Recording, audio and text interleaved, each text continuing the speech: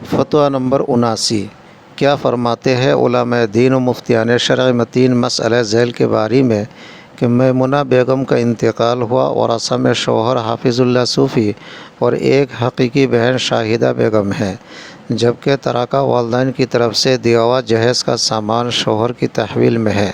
اب دریافت مسئلہ یہ ہے کہ ان سامان کی واپسی کا مطالبہ کرنا درست ہے یا بطور ترکہ انہیں تقسیم کرنا ضروری ہے؟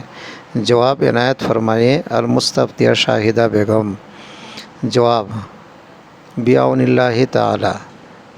جواب جاننا چاہیے کہ الترکۃ ما یترک الشخص صافیا خالیا عن حق الغیر، یعنی ترکہ اس مال کو کہتے ہیں جس سے میت غیر کے حقوق سے صاف شفاف خالی چھوڑتا ہے۔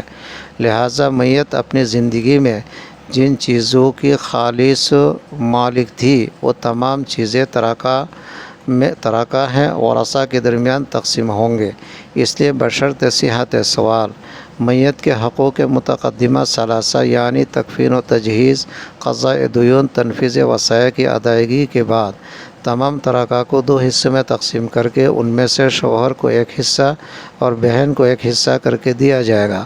واللہ اعلم بالصواب۔ کتبہ حفاظ الدین غفر لہ الاحد، دارالعلوم زکریا دیوبند۔